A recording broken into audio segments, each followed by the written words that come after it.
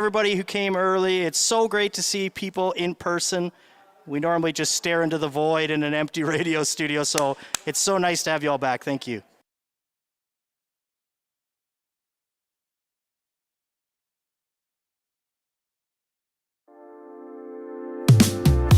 Good afternoon, Saskatchewan. It is time to make the season kind. I'm Peter Mills, and this is the 306.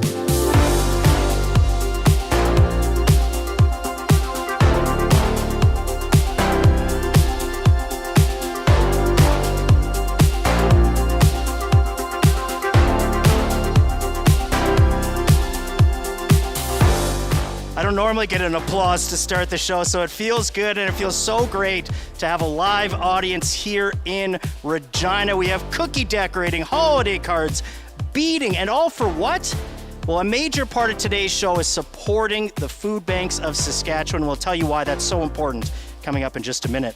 As well, not only are we honored to be part of this effort to help people in need, we are over the moon excited to have an incredible musical guest live on the show today, Megan Nash.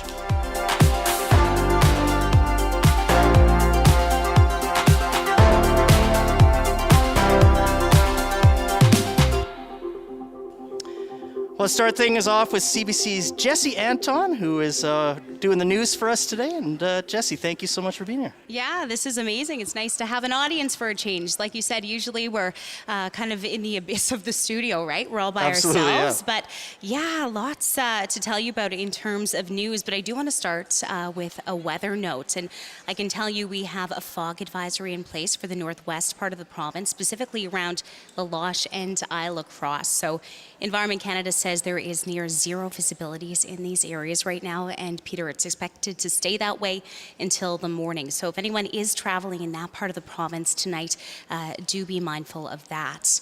And coming up in our next full newscast at 4:30, the Saskatchewan government passed two pieces of legislation today. It says it's tied to affordability. One bill involves a personal income tax reduction. The other continues to exempt people in Saskatchewan from paying carbon tax on home heating. And Peter, this all comes as we're talking about food prices, right? And how those are expected to rise next year. In fact, there is a joint report out from several universities from all across Canada. A researcher at the University of Saskatchewan had a hand in that, and we will hear from them coming up in our 4:30 news. Thank you so much, Jesse. You bet. CBC's Jesse Anton on the news desk today. And thank you to everybody listening in Fleming, Francis, and Foam Lake. Do we have anybody from Foam Lake here today? Grandma. There you go, Jesse's grandma. Foam Lake, Saskatchewan, hometown of Blades and Blues legend Bernie Federko. I actually got to see his statue in St. Louis, which was super cool. And Foam Lake has maybe the most bold slogan in the province: the best place in the world to live. So if you live in Foam Lake, let us know. Is it the best place? Email the 306 at cbc.ca.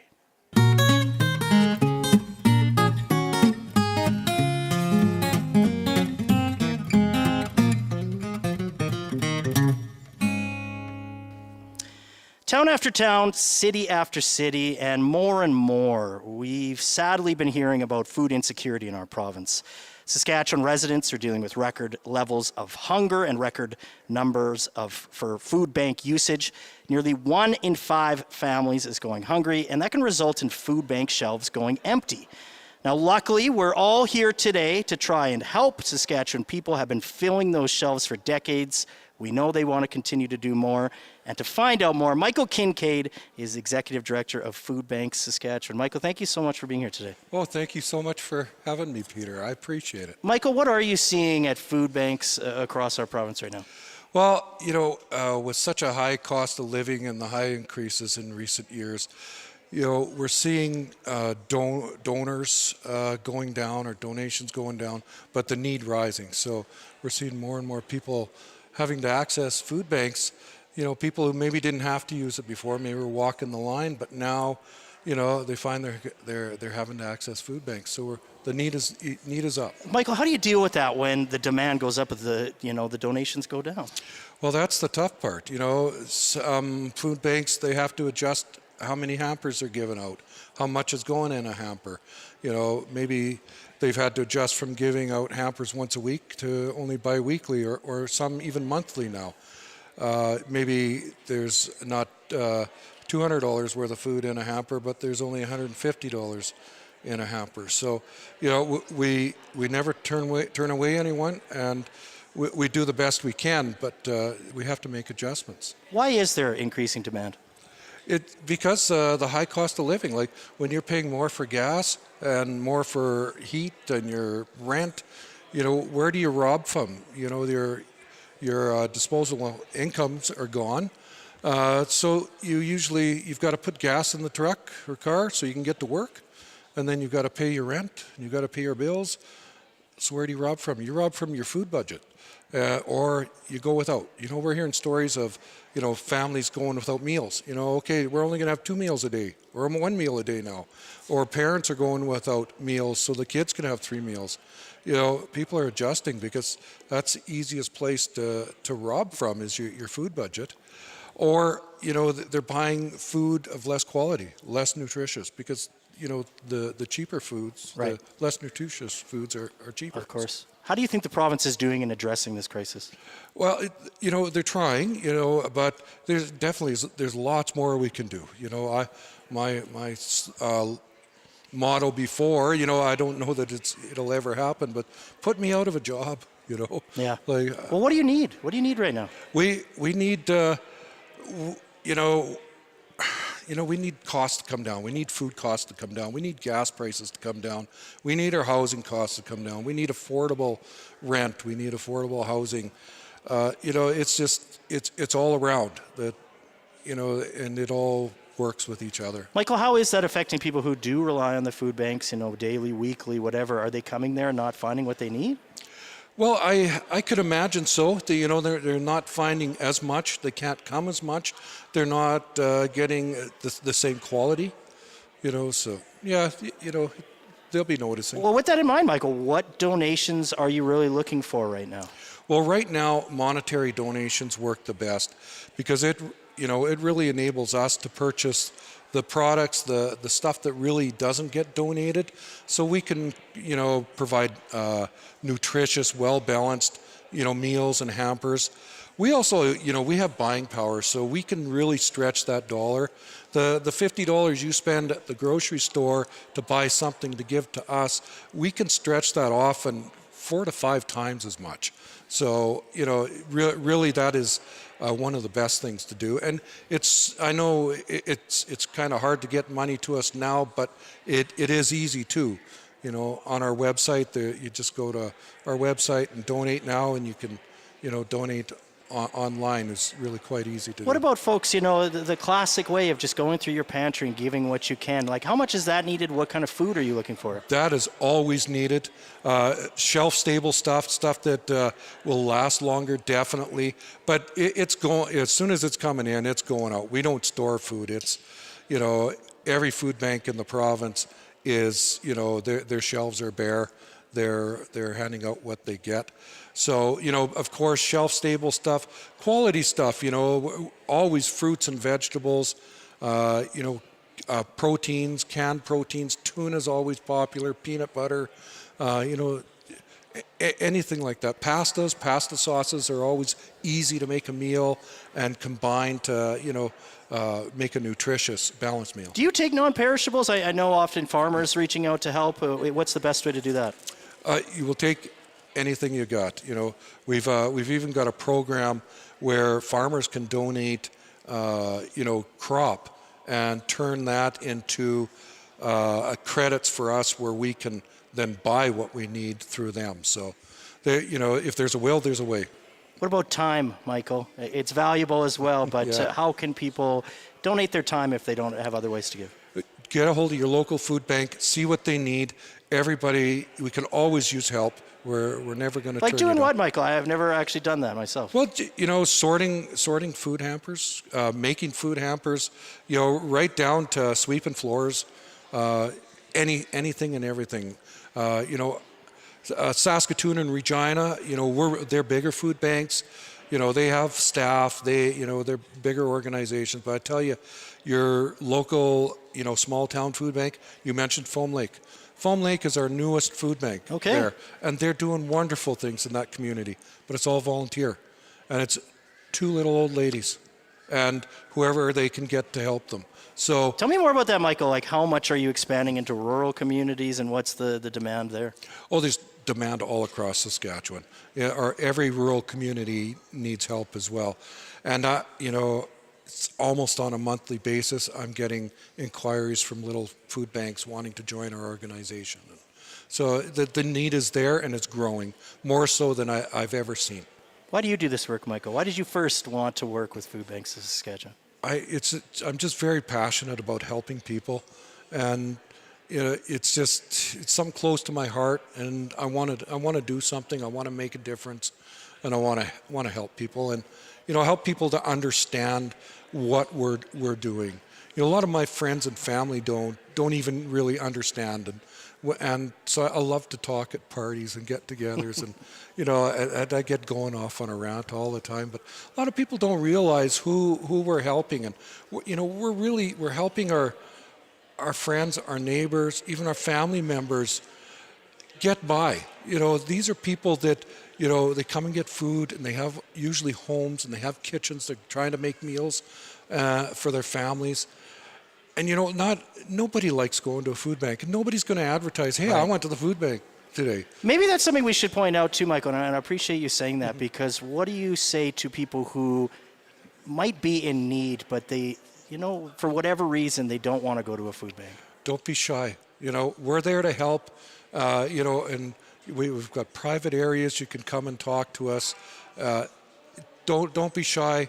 We don't judge. And we don't make you prove to be poor. Like, if you're coming to us for help, we're going to help you.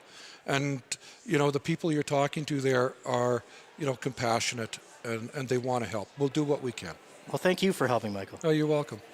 Michael Kincaid is the Executive Director of Food Banks of Saskatchewan. You can donate right now by heading to cbc.ca/kindsk. Again, cbc.ca/kindsk. Just scroll to the bottom of that page, and you'll see the Donate Now button. Coming up, drugs, unfortunately, killing more people than ever. We know that. And simply forcing people into rehab isn't enough. So what can we do about it? Well, we're going to ask a former drug user who is now showing kindness to people on the streets. So stay tuned for that, coming up in just a few minutes. And if you're just tuning in, it is filling up. It's hustling and bustling here at the Provincial Archives building in downtown Regina. For the first time, the 306 is broadcasting live in front of an audience. If you are tuning in anywhere else in the province, thank you so much for listening today. You can also watch our show right now live on the CBC Saskatchewan YouTube page. And if you are a regular listener of the 306, we love music on the show. It's always a goal to play local music, and it's really easy when we have such great artists. And today it's all local, and it's one of the best artists in the history of our province. The awe-inspiring Megan Nash is our musical guest, and we could not be more grateful to have her here. Good afternoon, Megan. Hey, that was so nice. Well, you're so nice for being here. Can we give it up for Megan Nash, please? Oh, thank you. Thanks, everyone. Megan, before you play a tune, you said something to me before you actually agreed to do. Well, when you did agree to do this, You said, "I love radio, live radio, so much." Why is that? Because anything can happen, Like, anything can happen. Like, watch this. Dead air. That would have been edited out if that was pre-recorded, That's right. Yeah, it's a nightmare Anything for us. can happen. Yeah, absolutely. Dead air. Even for like a second, we all Yeah, freak out. I know, Absolutely. No, I love live radio. I love live anything, and this is just so much fun. So thank you so much for inviting me. Well, we're going to chat a little bit throughout the entire show, but what's the first song you're going to play for us, sir? I want to apologize in advance if you wanted cheerful holiday music, everyone. I'm a sad singer-songwriter that went through a divorce. So this song is called Table for One, and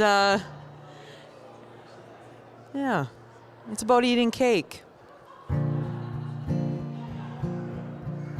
I have my cake, I eat it too. Table for one, I swore it was set for two. But I made mistakes, and you needed room. 'cause for a while I knew you. Well-intentioned lips telling me how to grieve, but their eyes watch the floor 'cause they still can't believe that you packed up and left, like 4 years and vows meant nothing.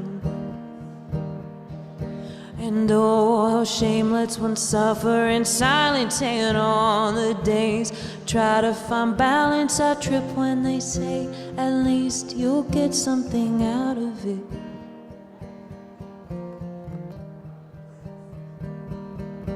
So I have my cake, and I kept the house, and I fixed that tap, and I trapped the mouse. The road knew your heart. I don't know when I'll see you again, but I hope it feels like running into an old friend.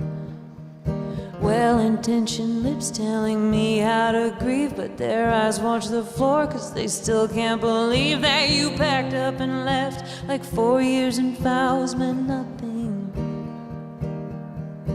And oh, how shame lets one suffer in silence, and on the days I try to find balance, I trip when they say at least you'll get something out of it. I trip when they say at least you'll get something out of it. I trip when they say at least you'll get something out of it.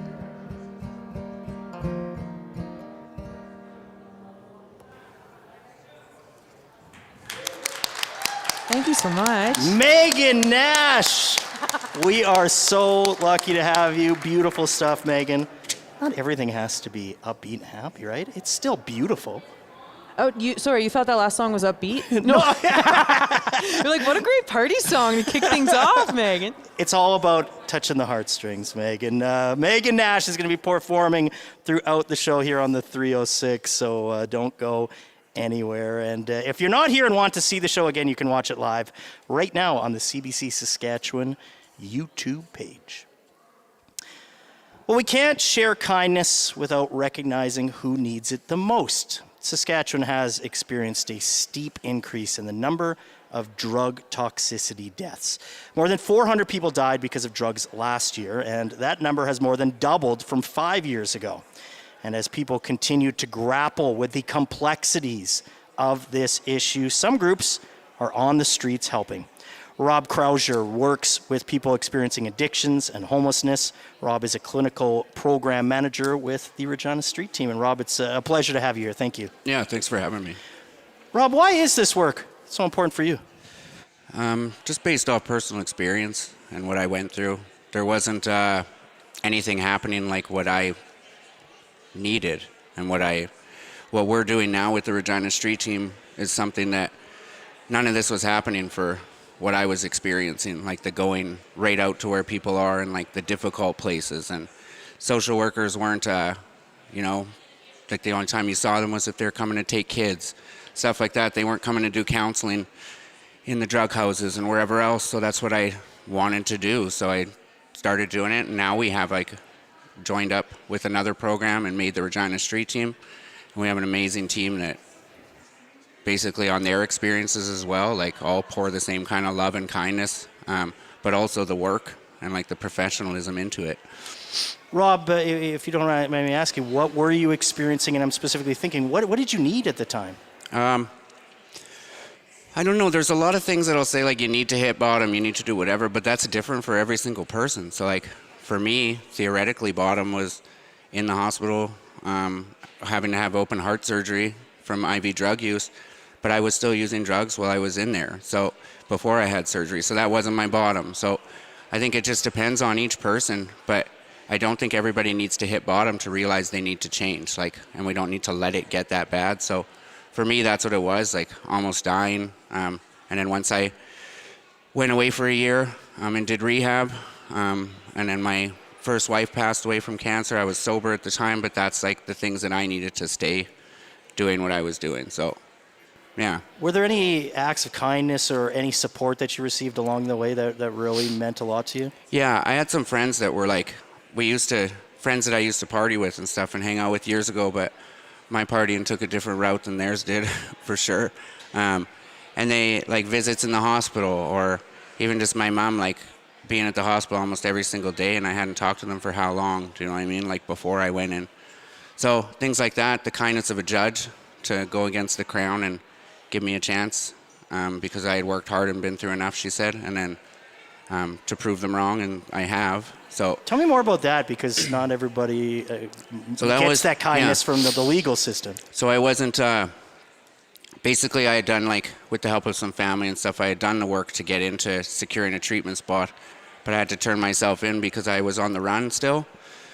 So once I was released from remand and went out, I sat before the judge and she said, I'm not going to force you to go to treatment because this is all on you. But if I see you again, I'll give you the 5 years they're asking for, plus whatever else you come in front of me with.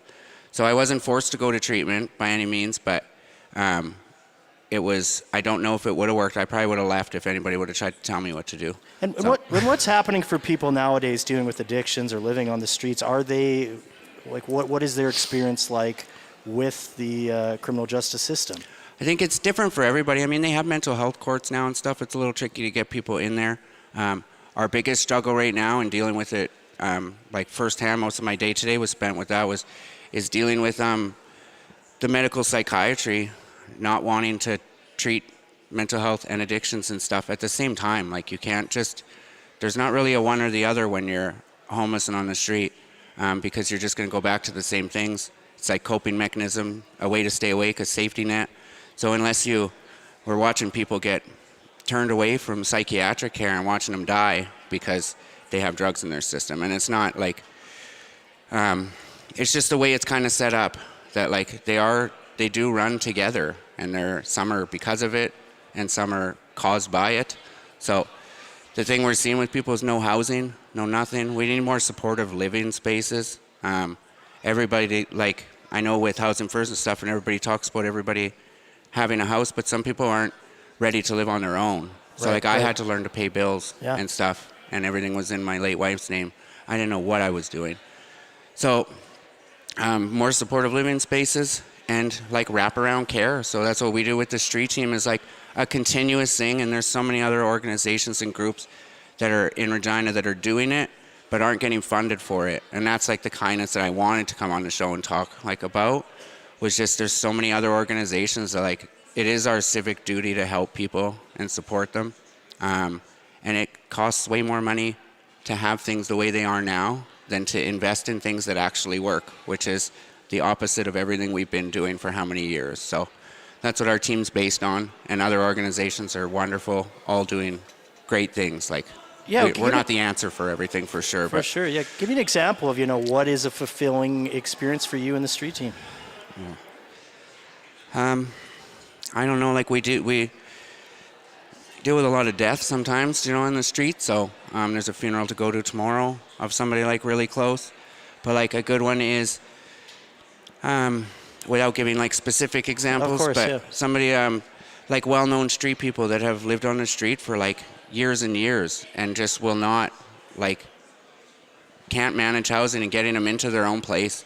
They're sober now. And whether they're sober or not is besides the point. But, like, seeing people get into, like, the friendship houses, like supportive living, and having a nurse there, and what they have set up, and then us coming in and doing wraparound counseling, stuff like that. It's amazing to watch people that have spent 9 months of every year sitting in a hospital to all of a sudden they're, like, you wouldn't even recognize them. And this is, like, hardened people on the street. Just for the little amount of money it costs to just invest in that is just, community comes together, and that's where our investment should be in, is community. So, is there anything you guys need? Pushes for funding, for sure. Like, right now we're not overly set up for cash donations or anything like that, but we're always looking for, like, donations of water and like hand warmers and stuff, just for things like that. In the meantime, lately I've been asking people for gas cards for our staff. Like, a lot of us use our personal vehicles to get, so we use gas cards, grocery cards, like gift cards. That way we can go and get people what they need, whether it's, sometimes it's a family finally getting off the street together and moving in, we can get their groceries, or, like, just making sandwiches. We run a food program in North Central that we don't have a budget for, but we just fund it somehow. So stuff like that would be great, and they can get a hold of the street team. I don't know if there's a way I can leave my email address. Absolutely, you can. Yeah, for sure. So it's just rcrowser@reginastreetteam.ca or rstsupervisor@reginastreetteam.ca. Rob, do you have a message just for all of us, just as community members, as neighbors, on how to feel about people in need, especially this time of year, especially in winter? Yeah. So like my easiest thing is I always just tell people, like, just imagine if it's your kid, or imagine if it was you. Like, people have been, everything's fine, and we all, like, people have nice vehicles, you're dressed warm, but that one time you get stuck on the highway and all of a sudden there's nobody there and your cell phone's dead, your battery's dead. Like, being on the street is like that. If you have nowhere to turn, the kindness of one person stopping or helping or just even saying hello makes like all the difference in the world. So just imagine like what it would be like to not have all the things that we have. And even if it's not much, imagine having less. And that's what really should just drive people to just be decent and, you know, never be scared to say hi to somebody. The worst they're going to do is not say hi, or something else maybe, but we've all been called worse, I'm sure. So absolutely. Rob, well, thank you for the kindness and the work you're doing in our communities. Yeah, thank you. We have a wonderful team. We're happy to do it and be a part of it. Rob Krauscher is a clinical program manager with the Regina Street Team. You're listening to the 306 here on CBC Radio 1. It's 4:30. Here's Jesse Anton with the CBC News. Thanks, Peter, and good afternoon. Two bills introduced this week passed in the legislature today and with the support of the opposition NDP. Both aim to make life more affordable, according to the government. The Saskatchewan Affordability Act raises personal income tax exemptions and will index taxes to match inflation. It also introduced and passed amendments to keep the carbon tax off home heating for another year. The government says this will save the average family of four about $3,400 over 4 years. Both bills passed with the opposition's support. NDP leader Carla Beck says her caucus is in favor of both bills. People understand the need for debate in the legislature. People understand, the role of government and opposition. But when there's something on the table, when there's a fix or something that stands to benefit Saskatchewan people, they expect the members of this legislature to work together and deliver that. Meanwhile, the government did not agree with the NDP's motions to suspend the fuel tax and to remove the PST from certain items in the grocery store.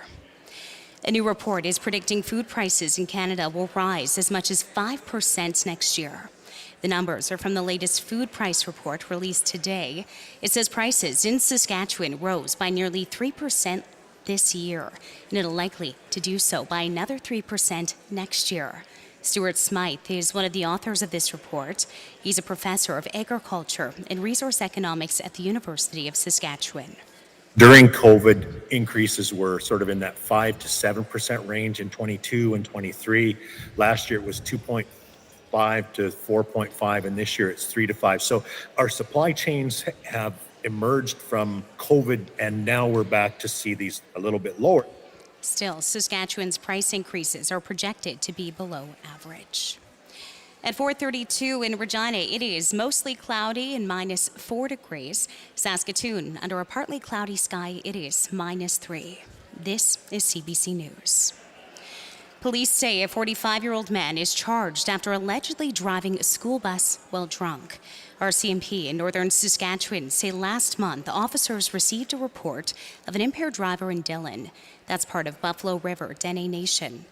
They say security officers and school employees were first noticing the driver, who had about 50 kids on board, but they couldn't stop him.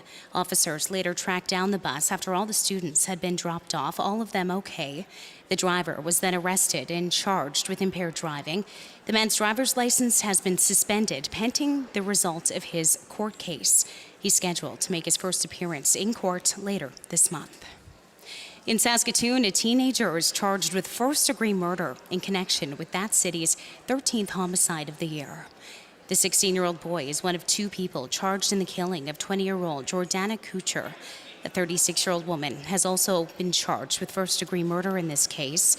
And that's in addition to the murder charge. The teen is also accused of possessing and concealing bear spray and a knife. He's due back in court also later this month.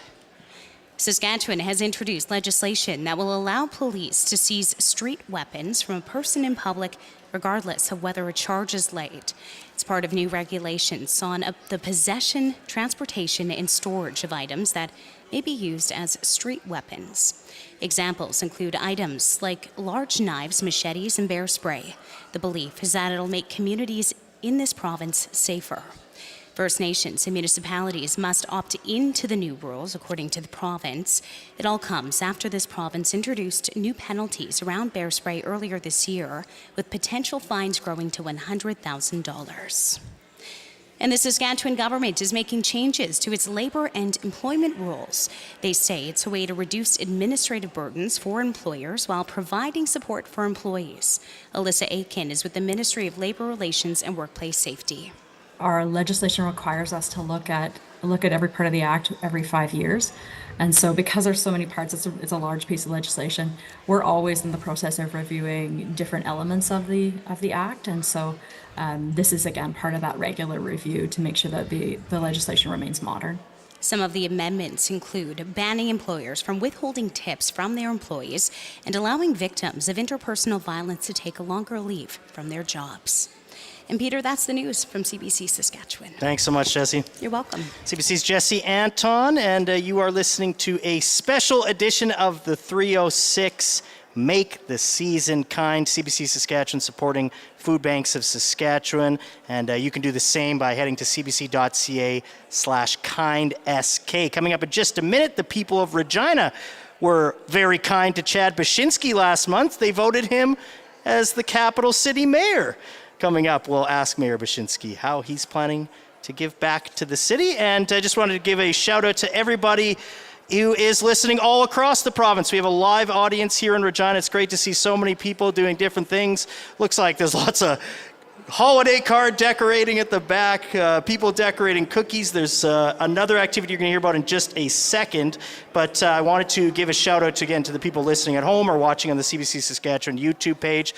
We've got a lot of gifts to give away. So if you are listening at home, no matter where you are in this province, tell me, who is doing something kind in your community? We'd love to reward you or that person. Is there a cause that's especially important to you?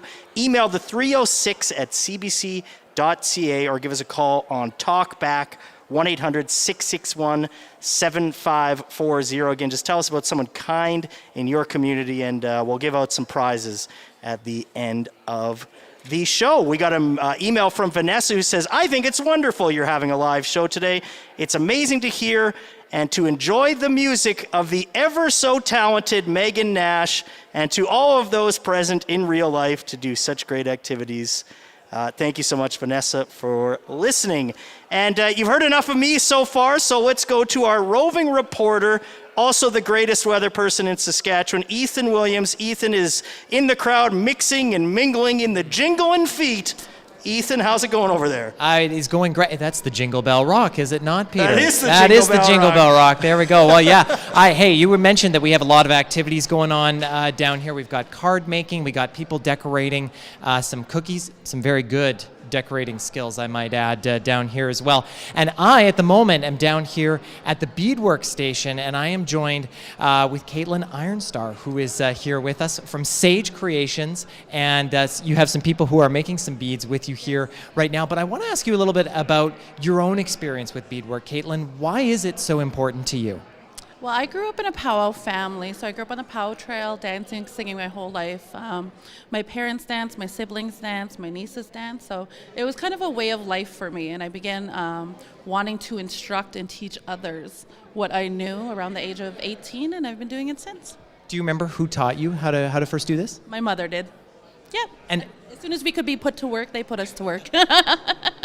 It's incredible. And you've done this sort of kind of workshopping with beadwork for a long time now. What is kind of, I guess, what's it like to share that experience with other people in a setting like this, or what you do kind of in your daily life? Daily life, like I said, I run Sage Customs, and we would do corporate gifting items for various organizations throughout Saskatchewan, most recently with the Saskatchewan Rough Rider team. In the evenings, I love to teach workshops like this, and I found it's a way to bring people together from different cultures, and we're able to connect and create a level of understanding through crafting and creating together. Of course, today's show, Caitlin, all about kindness and spreading that kindness around. Is there anyone in your life who has kind of shown you that kindness that you want to shout out? I will give a shout out to my workplace, Nawo Utina Friendship Center on 11th Avenue. We do a lot of work, frontline work with the most vulnerable people in Regina. And yeah, the whole team is amazing, and I just want to give them a shout out. What do you think kind of is it about beading that is kind of attracts people and is kind of so fun for them? Learning anything from a new culture, I think, is very enticing. And once people learn the process of beadwork itself, it can be very therapeutic. It's good for the mind, the body, spirit. And I was talking to a couple of people who are at the station here, you need, I think, a lot of maybe dexterity in your fingers too, and maybe a little bit of patience as well. A lot of patience and a lot of dexterity and a lot of time. A lot of time, exactly. Well, Caitlin, I want to thank you for being here today, and I'll let you get back to work. Thank you so much. That is Caitlin Ironstar from Sage Creations, and Peter, I might try my hand at one of these creations as well, but as mentioned, a lot of patience is needed, and I'm definitely putting myself to the test on that one. Thank you so much, Ethan, and thank you so much for Caitlin Ironstar for being here. And we'll tell you about some of the other great makers who are here coming up a little later in the show. You're listening to a special edition of The 306 with host Peter Mills. Make this season kind. CBC Saskatchewan is supporting the Food Banks of Saskatchewan, and you can do the same by heading to cbc.ca/kindsk. Well, people across the province are dealing with issues like homelessness, addictions, food insecurity. We've talked about a few of those already. We've been bringing you all those stories for months now, and we've also been hearing from people working on the streets addressing those issues. And while kindness does go a long way, it requires resources, and that's where City Hall can come in. Chad Bashinsky is the new mayor of Regina, and we thought today was the perfect opportunity to learn what matters most to him. Mayor, thank you so much for being here. Thanks for having me. You just had your first city council meeting last night. What was that experience like for you? Really good. It was nice. We had a couple weeks of orientation. It was nice to see the conversations about how we wanted to operate together, knowing what we heard, all of council heard throughout the campaign process. So it was nice to see it come together, and good questions, good collaboration. And I don't expect it to go that quick every week, but it was a good start. And Mayor, what did you hear as some of the, issues, the grassroots issues that really matter to people the most? Yeah, I mean, safety was a massive one we heard, affordability. Those are, really two pillars that I think everybody heard. And those take many forms. It goes everything from, the perception of public safety all the way down to, helping our most vulnerable in the community. Why did you want to become mayor? Were there some issues or some things that really drove you to do this? There was, yeah. I mean, for me, I did run on a campaign of safety and affordability, and that's what I heard. That's what I heard from friends, family, community members. That's what was important to me, and I felt that my background was something that I could bring forward and put to use. Well, let's talk about those two things. How do you plan on addressing safety issues? Obviously a complex one, but what comes to mind right away? Yeah, I looked at it, if I was to put it in general terms, kind of proactive and reactive. Reactive safety, it's a lot more expensive, right? And that's where I think a lot of the work that some of the organizations like our Regina Street team and Rally Against Homelessness and a lot of our community organizations are working to do more proactive work because we know that it's more affordable to tackle things that way. So really looking to do the city, have the city play their role in supporting those programs, also advocating to other levels of government to support them as well. What about affordability? And I'm thinking, look, every single person here wants to pay fewer taxes. We all want to be able to save a little extra money, but the people who need it the most, the people who are relying on food banks, how are you going to make life more affordable for them? Yeah, at the end of the day, and I said it during the campaign, and everybody heard me say it, we can't lower taxes. We have to be reasonable in what we are doing for increasing taxes, and that's what we're going to be looking at. I know, this year we have a new council coming into a budget that, frankly, we're going to be taking on what happened before, but we're going to do our best to try and manage those priorities. So that's one step. The other part is looking at different, whether it's policies, bylaws, the things that we have control over, that reduce the impact to people in the community, and what we're charging people on a daily basis. How does the city play a role in that? Now that you're mayor, what is it like to think about the fact that so many in our city, a city that should be doing pretty well, that there's so many people that struggle with food insecurity? Yeah, it's sad, right? I mean, we shouldn't see that in today's day and age. But I'm optimistic that we have so many great organizations, and I think with the right group of leadership, really taking some of the information and reports that we've seen to heart. If we can enact some of those initiatives, I think that we can really make some progress there. What can you do to support those organizations, those people on the ground? Is it working with the province? Is it finding money in the city budget? Like, what can you actually do to support them? I think it's both. It's both of those things, right? Ultimately, if we looked at the levels of government, hard advocacy for the province to step up and properly fund initiatives that we have, proven data that these are working. But you know what? I think the city can play a role in that too, for sure. The city of Regina has talked a lot about homelessness over the past decade and then some. What have you been thinking about in terms of addressing that issue?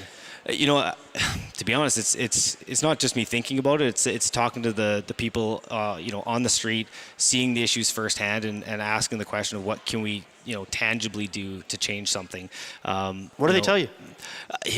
Meeting people where they are, providing starting with those essential things, providing a safe place for someone to sleep every night. I mean, these are the fundamentals that I've heard loud and clear, that if you have that foundation, that is the first step to success for those folks. Are there any issues or causes that are especially important or close to home for you? I have 2 young kids, so when I hear of kids that are not getting food, going to school in the morning and that kind of thing, that hits home. And so at the very least, a kid should have a full belly when they're going to learn at school, and so that one hits home for sure. What about the success stories? What kinds of acts of kindness have you seen in this city? Yeah, if I go recently, I don't even know if I want to bring this up, but we had a snowstorm for pretty much first day. Yeah. But through that, I will say bit of chaos of a horrible situation of snow. Just the community coming together to help out. I mean, on my way trying to get to work I pushed out, I think, 5 cars myself. And did they know you were the mayor? No, I had my hood up and my toque and everything, so I was incognito. So it wasn't even a campaign pitch. No, you weren't even doing it to get votes. We've done it for years. Actually, when I was a teenager, my friends and I would hop in our '92 Honda Accord and go around and help push people out. So, and that's a lot of people, right? That is the community of Regina, and people just rally together to help each other out. So that is Regina. Mayor, thank you so much for being here, and best of luck with the job. Thanks so much. Chad Baczynski is the mayor of Regina. You can hear some applause, and that is because for the first time ever, the 306 is broadcasting live in front of an audience here at the Provincial Archives building in Regina. And if you're just tuning in on the radio or you just arrived in person, welcome to everybody. This show is part of CBC's Make the Season Kind campaign in support of Food Banks of Saskatchewan. You can donate now by heading to cbc.ca/kindsk. And it is also a very exciting show because one of my favorite musicians is here live as well. The incredible Megan Nash is performing music for you. How's it going over there, Megan? You got a front row seat to the show. I know. I'm usually driving my minivan around like Moose Jaw and area listening to the show. So it's cool to be here right now. I'm not driving, People would rather hear your voice than mine. So what are you going to play for us next? Oh, I don't know about that. I'm going to play a song about making mistakes. We all do plenty of them. Yeah, during the holiday season and other times too. Okay, here we go. This song is called Wait, and I wrote it 10 years ago. Isn't that wild? I'm messing up, I never know when enough is enough, but I know I'll push you till you gotta pull. Yeah. And I watch as you're walking away, and I know you'll tell all your friends about staying. Oh, it's a small scene in an even tinier town. What gets around, gets around, gets around. Oh, say you'll wait. Oh, please wait for me to stay. You won't stay, won't stick around. Say you'll wait. Oh, please wait for me to stay. Oh, oh, oh, oh. I'm messing up, I'm messing up. You never know when enough is enough, but I know you're gonna push me, you'll push me till I don't know who I am. And I thought casual would be okay, but then I started to linger in the spot where you lay, and now I wonder whose fight or flight is gonna kill us now. What gets around, gets around, gets around. Oh, say you'll wait. Oh, please wait for me to stay. You won't stay, you won't stick around. Say you'll wait. Oh, please wait for me to stay. Oh, oh, oh, oh.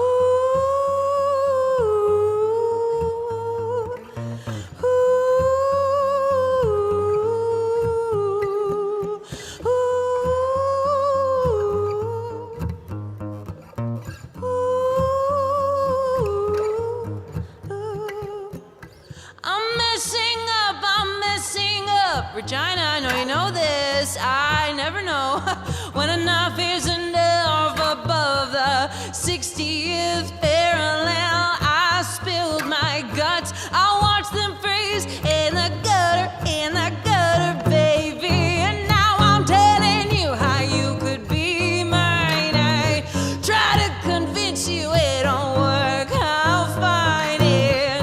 And now you're calling bull, and I hate you for it. And now you're calling bull, and I adore you for it. Say you'll wait. Oh, please wait for me to stay. You won't stay, won't stick around. Say you'll wait. Oh, please wait for me to stay. Oh, oh, oh, oh. Megan Nash live Thanks here so much, on everyone. the Thank you. 306. What a voice and what a treat for all of us to be able to experience this live. I've missed shows because they've been sold out, so it's amazing to be sitting right beside you for it. This is just a true joy. Thank you. You are a true joy. Megan Nash is going to be performing more throughout the show, so don't go anywhere. Well, 'tis the season of giving, a time when people show their love and appreciation by buying gifts. It's also when people look to donate their money, time, or items to charities or special causes that are important to them. And a lot of things you can do are totally free. So let's ask the Deal Diva.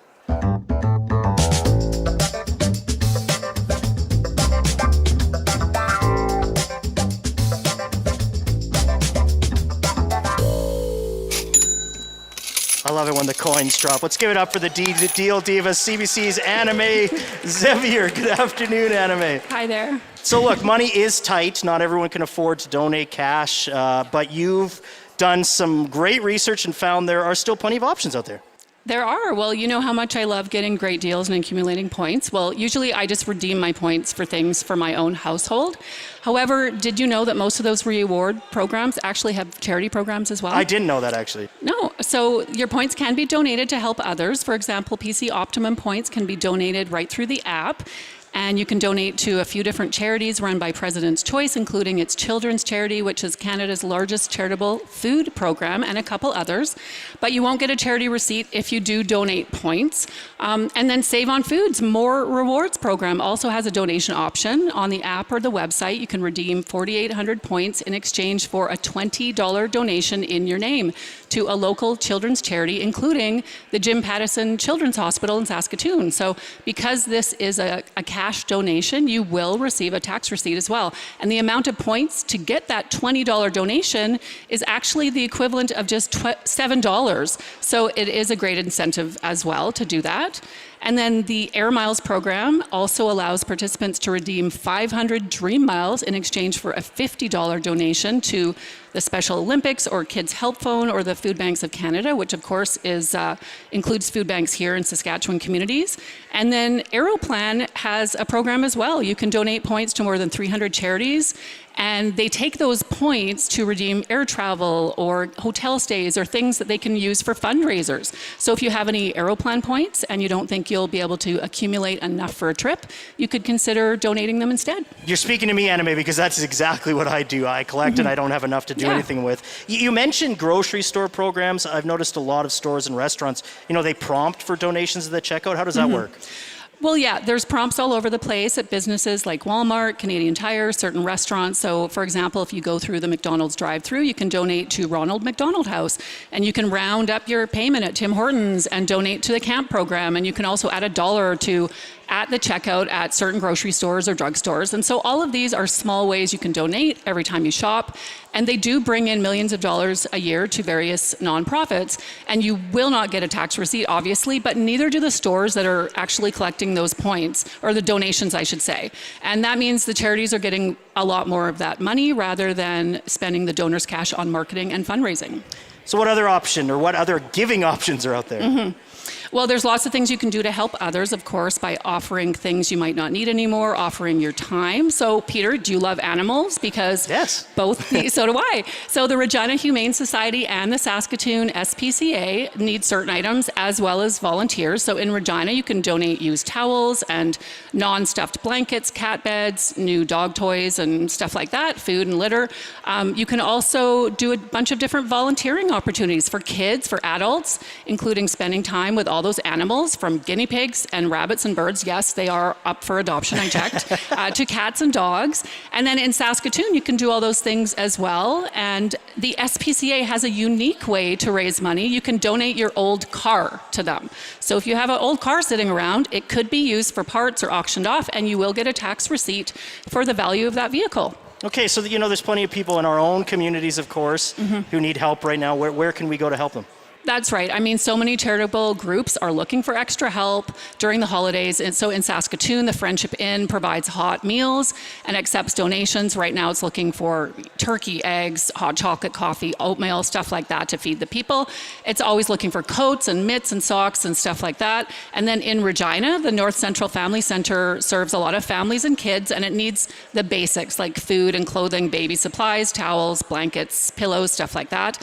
But because it has a lot of kids programs, it also is looking for art supplies and balloons and face paints, as well as fabrics or beading and sewing supplies.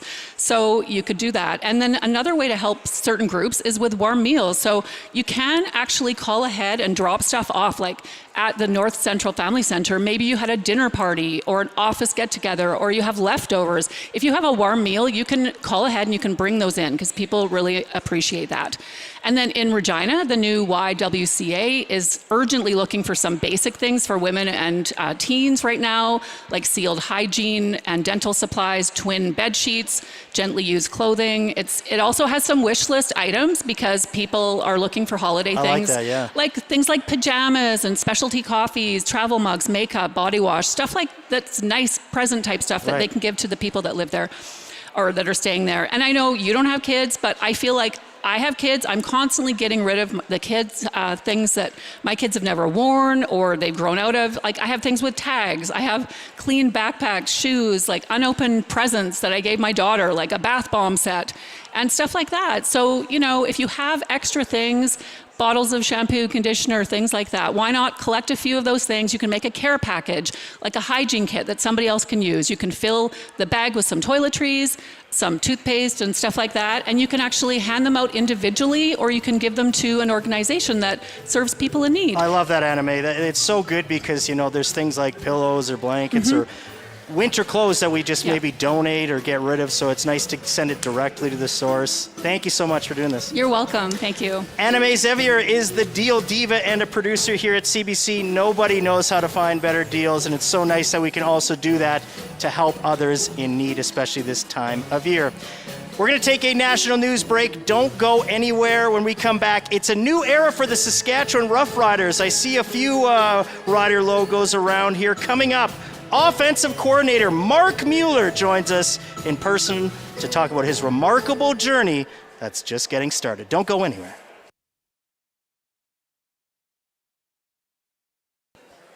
All right, we're on a national news break. How's everybody doing out there? You still... Stephanie Langenegger's having a great time. I love how much action is going on back at the tables. Where's my guy, Ethan Williams? He's been roaming around. Is he decorating cookies? Ethan, grab me a cookie. Where are you, bud? Right here. Come on down, Ethan. Come on down. We're still live on the CBC Saskatchewan YouTube page. Ethan, I'm a little jealous. I haven't got to take part. Have a seat, my friend. We got a couple minutes to entertain the YouTube audience. It looks like everybody's having a blast. What's going on down there? It's packed. When people first started coming in, we were thinking maybe people will grab a seat in front of us here, but everyone's heading down to where all the action is. That's right. In case you missed it, we've got some holiday card making that's happening on one side. We've got some beading that's going on. We've got Caitlin Ironstar from Sage Customs who's doing that over there. And then Black Dog Art is over with the holiday cards there. And then we've got Stephen Naun, who, of course, that name may be familiar to some people. He's a former contestant on the Great Canadian Baking Show, and he's hanging out and doing some delicious holiday cookie decorating over there. And I got to say, somebody brought me a cookie. One. There we go. That's right. I was jealous. I was like, these cookies are so beautiful and they look delicious. They look amazing. You broke yours? Do you want mine? I'll eat the broken one. Ethan, normally you're doing the weather, but not bad today, actually. We were so cold, which we're talking about how that's an issue, obviously, for people in need. But warming up a little bit. It is warming up, and just in time for this event, so people can come on down. And the good news is, I'll give you a sneak peek of the forecast because why not? I'm here. Because you're always watching. Even when you're not on the weather shift, you're still watching. Still lurking. We've got a few nice days ahead of us here. Temperatures today were pretty nice. Well, they're just going to get warmer from here. I think we're looking at near freezing over these next few days for south and central Saskatchewan. Even the north, we could see some temperatures, above the freezing mark here and there. But, Peter, and there's always a but when it comes to especially this time of year, we are watching a potential storm system that's going to be moving in on Sunday, especially for right here in Regina and southern Saskatchewan, and that could make the roads a bit messy. So if you got any early holiday travel, I guess, planned, just keep a heads up on that. But until then, things are pretty nice. We've got, this is a good time of the year because we got the snow on the ground, so the kids are happy. They get to, sled around and everything and maybe take in a little bit of some outdoor activities, but not too cold, and we got the snow. What was your sledding life like? I was a full-on GT guy. I love the GTs. You know what? Yeah, I was always told to stay off those because they were pretty dangerous. Really? Okay. Yes, exactly. I might have broke my tailbone on one, yeah. But, I was really lucky because our elementary school had a hill. And you could slide down it, and they had crazy carpets. Remember crazy carpets? Absolutely. So much fun, and they had the slippery side that you could use, and those were a lot of fun, and a lot of bumps and bruises from those as well. So Jesse Anton, you? Hello. There we Can go. you hear me? Yeah, no, crazy carpets, crazy. As with a K, in fact, crazy exactly. with a K. No, definitely. And I used to. Did you guys ever go snowmobiling growing up? Never. I've never been on a snowmobile once in my life. Maybe once. And you're from Saskatchewan? I know. Isn't that so strange? That's insane. Yeah. Well, we used to pull sleds behind there. with our little helmets on and everything, but my dad used to build ramps for us. And so when you talk about bumps and bruises, all I thought about is, oh my gosh. But he'd get up and go again. I think if I fell off it now, it'd be a different story. But yeah. Ethan, have you had a chance to make a card or decorate a cookie yet? I've not. I've been busy because we put you to work. I know, yeah. And there's so many great people here who I've had a chance to kind of just catch up and talk to. But my goal is to at least decorate one Christmas cookie, because I get to talk to Stephen and the crew over there a little bit later.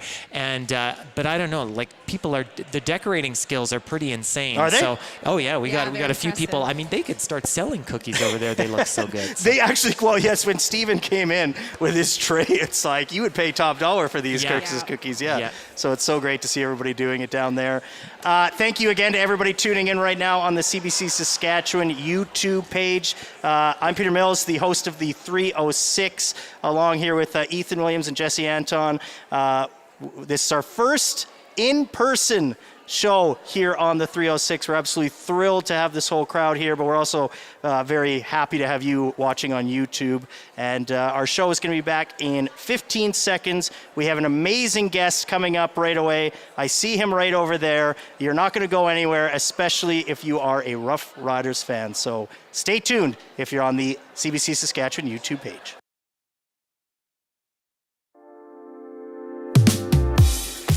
Good afternoon, Saskatchewan. It is a day to come together to celebrate goodwill. Let's go, Riders. This is the 306.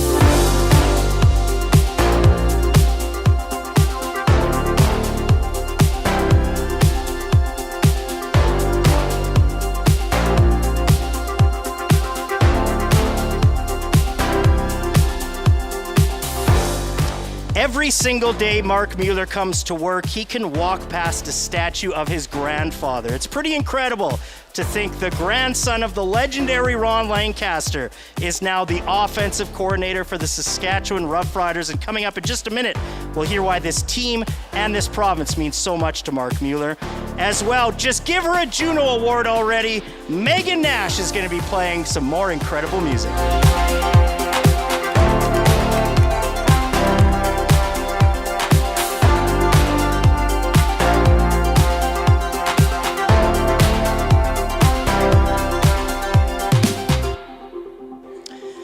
We still are a radio show, and CBC's Jesse Anton luckily keeping an eye on the news for us. Hey, Jesse. Hello, Peter. Yes, and I still have to tell you about that fog advisory in Northwest Saskatchewan. I do want to mention that specifically around La Loche, Isle La Crosse. Environment Canada says there is near zero visibility in these areas, and it'll stay that way until the morning. So if anyone is traveling in that part of the north tonight, do keep that in mind. And coming up in our next full newscast at 5:30, the Saskatchewan government is making changes to the Employment Act. And a big one here, Peter, employers, I should say, no longer allowed to take their employees' tips. So yeah, we'll have more on that coming up in our news. As well, we continue to talk food prices. They are expected to go up even more next year, Peter. We'll hear from the Saskatchewan researcher, part of a nationwide report looking into that. It's all coming up in about 25 minutes or so. Thanks so much, Jesse. You bet. CBC's Jesse Anton working on the news this hour, and thank you so much to everybody listening in Estevan, East End, and Eyebrow, Saskatchewan. More than meets the eye. That's not actually their slogan. Should be.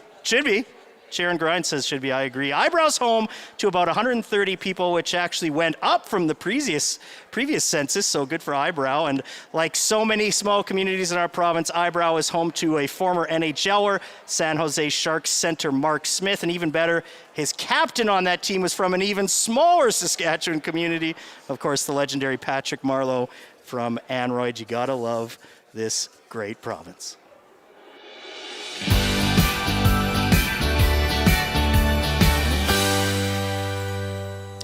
Well, if you want to see joy and kindness in Saskatchewan, it's actually quite easy.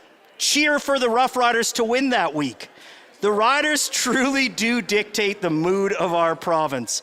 For decades, green and white has been ingrained in our communities, and for our next guest, it's been that way his entire life. Mark Mueller was born and raised in Regina. He was a star quarterback for the Spartans at Sheldon Williams. He dominated college football with the University of Regina Rams.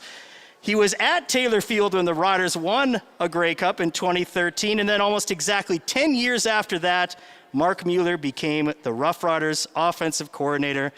And Mark Mueller, the golden boy, it's great to have you here in person. Well, hey, thanks. I'm going to let everyone down after that introduction, but thank you. Yeah, this is great to be here. Thanks. Mark, what has been, what have you reflected on over this long journey?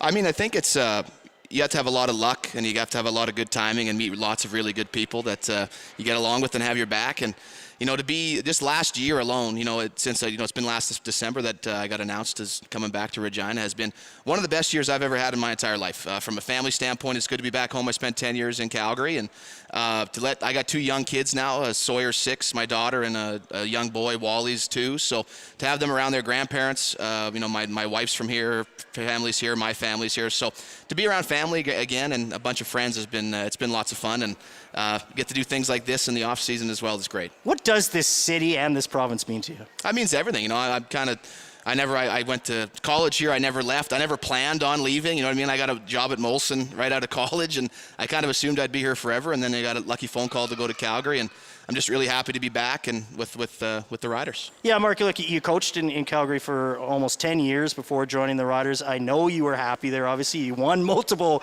Grey Cups there. Did you still think that maybe someday you'd come back home to Regina? Did you dream of it? Yeah, I think a part of our family always wanted to try to come back, and it just worked out that wherever Corey went, I would have tried to go with him. So it just things always happen for a reason, and I'm a firm believer in that. And for Corey Mace to get the job here, and for me to fool him to bring me with him has been great, and hopefully we can be here for a long time. Corey Mace has really captured the heart of this province. What's your relationship like with him? Well, I got to see Corey as a player because my first year in Calgary, I was the defensive assistant, which really was getting donuts and coffee and all the jobs that nobody wanted, right? So Corey was our starting nose guard, and then Corey became a coach, and I got to coach with him. And I think our families are friends. Our kids are the same age. Everyone gets along, and I would consider him a close friend in or out of football, which is hard to say. What has it been like to do this in your 30s still? Corey's still in his 30s. I know I felt old when the head coach of the Saskatchewan Roughriders was the same age as me. What has it been like to do this at such a young age? I think, part of it is it's like timing. I was fortunate enough that I could go from playing for the Rams to letting Frank and Bernie let me coach for the Rams for a year, and then at 24 I got hired in Calgary. So I've been in the CFL for 11 years, but I'm still only 35, which is that's usually doesn't happen that way. You pay your dues a little longer. So to do it this young is good. Hopefully I get to do it right till the end, whenever that is. Did you know this was coming? Were you and Corey making a long-term plan together when he got the job as the head coach of the Saskatchewan Roughriders? Did you know you were getting a call? Yeah, I think it was he FaceTimed me. I was out for lunch with my wife in Calgary, on November, whatever the day before he was announced here is. And he's like, hey. I'm like, hey, I can't take him out for lunch with Janaea. That's one of my hours a day with her, you know what I mean? So he's like, no, you need to take it and you need to answer now. And he said, hey, we're in. I'm like, all right, when do we move, So it's been a whirlwind since then. It's kind of nice to be around Regina in the offseason, get to see my friends a little bit more now and our families, because the season's pretty go. And no, it's awesome to be here. And like I said, hopefully this is a norm, and we're here all the time. How do your friends treat you now that you're the offensive coordinator? And I say that because I know a lot of your friends are football guys. Yeah. We had Mark McConkey on the show recently. How do they treat you now that you're one of the top guys on the Rough Riders? Yeah, I think it's exactly the same. They're still rude to me, and they treat me unfairly, and things like that. It's been awesome. Unfortunately, I haven't got to see a lot of my friends that I wish I would have seen a lot. Like a couple of my buddies say, hey, we used to see you more when you were in Calgary, because they would stay at our house. Now with the kids so hopefully December, January, I get to see a lot of my friends and their kids that unfortunately I haven't seen yet. What was the season like for you? It was the most fun personally and professionally I've had in a very long time. We had a really great group of guys to coach with and the players. I mean, I can't say enough of the group on offense that I got to work with from a professional. They did everything that they tried to win, and I really appreciated all their hard work. And guys would stay after practice. They'd come early. They'd do all the really gritty jobs that you have to do to have success, and that's how you win. So hopefully, I think we've built something really special here this first year, and hopefully we can sustain that for a long time.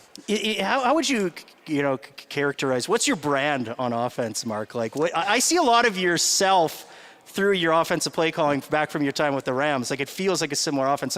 What are you striving to do as an offensive coordinator? I think as an offensive coordinator, strive to make it the the most comfortable for the hardest people. And I think the quarterback and the offensive line are the toughest positions at times. We put a lot on our receivers because of that, and our receiver room really responded. But I think you got to be tough, and you got to make tough plays, and it starts with being tough down the center, and that's with the offensive line and the quarterback. How do you develop a relationship with a quarterback who's older than you? It was awesome. I mean, I have really enjoyed working with Trevor. I talk to him almost every day or every second day, and it started right from when we were announced. We were in constant communication, and whether it was over Zooms or long telephone calls, and I've learned more from Trevor than he will ever learn from me, and I'm really fortunate that as a first-year play caller, I had such a guy that has had such great success and is such a great leader as well. Mark, I know you talk about the little general all the time, but I know we have some people here who would have cheered him on at Taylor Field. So I got to ask, do you remember obviously you were a player. You want to be a player when you're a kid. You were a great quarterback. What did you learn from Ron Lancaster about coaching? Because obviously you were a little guy when he was on the sidelines. Yeah, I think my dream was always to play as long as I could fool them to let me, and then I would get to coaching right away. And fortunately, I was able to do that, and I got to spend a lot of time with him. We'd go into the office, especially in my middle years when he was in Hamilton. I got to spend the most time with him and actually be in meetings and pick his brain and things like that. How old were you when you were in meetings with Ron Lancaster? 9 or 10. Yeah. And other than smoking, there were some other things I picked up, obviously, but it was great. And the one thing in particular was always just be honest. I mean, as a player, what would you want to hear? If you go to ask a question, just give the truth according to you. You know what I mean? And just be honest with the players, because that's all you want as a guy sitting across. And there's an urgency level in football of a playing career.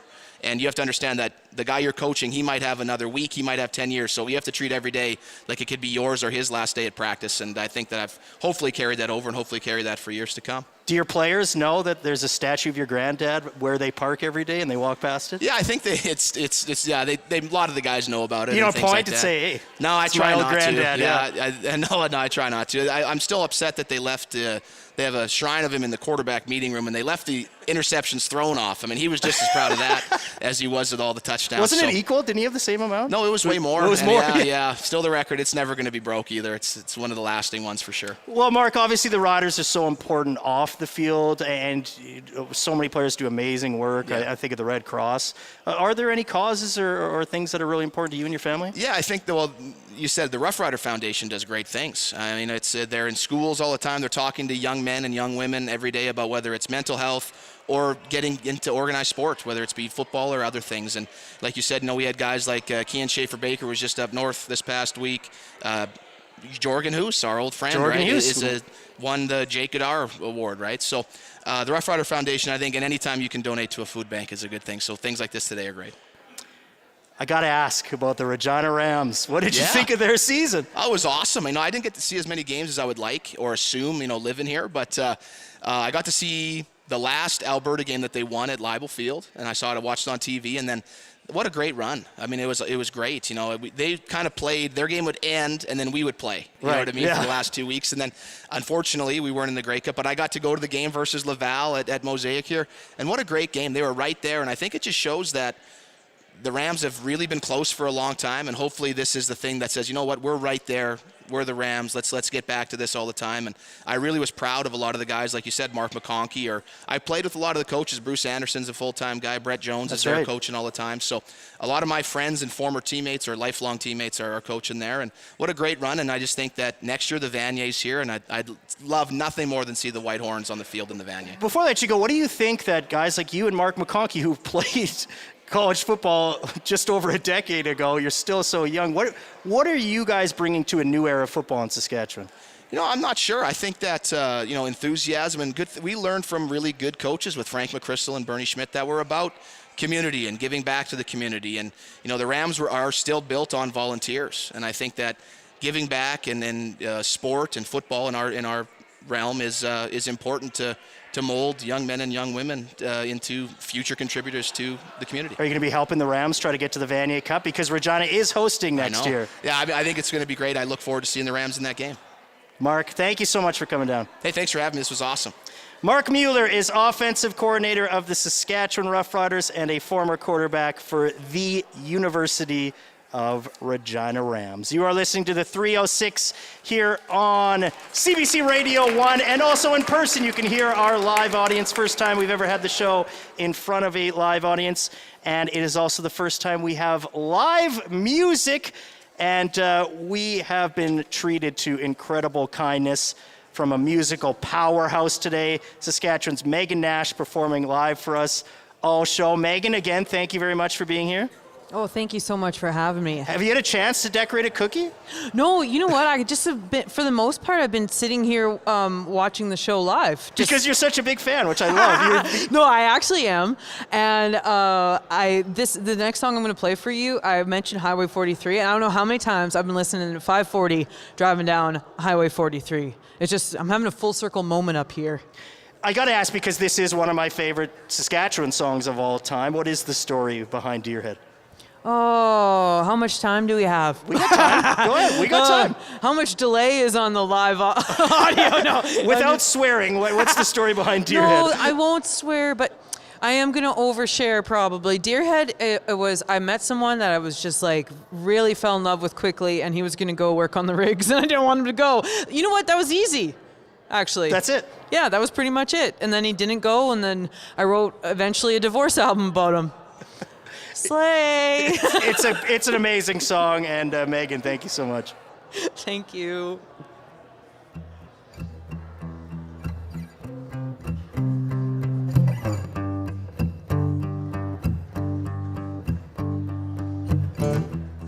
I put my trust in a bottle and I gave it to the Atlantic 7 years ago, so I never had any to put in you, which is only good news since you're saying goodbye. Oh, I wish I could be a stranger and pass you on the street with nothing but blank eyes. Oh, I wish I could be a mannequin, the one that our reflections in as we're walking by. Oh, you don't want to know me. You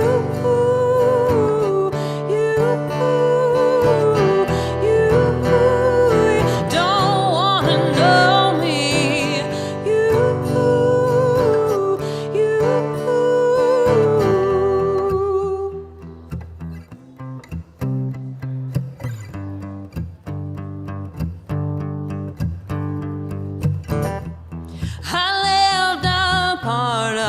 Maybe just the empathy on the side of the broken Highway 43. Being cold isn't hard to do when you favor bad news, when you favor bad news. Oh, I wish I could be a statue, the one where the moss grew outside of your high school. I wish I could be the deer head hanging on the wall instead of hanging on to you. You don't want to know me. You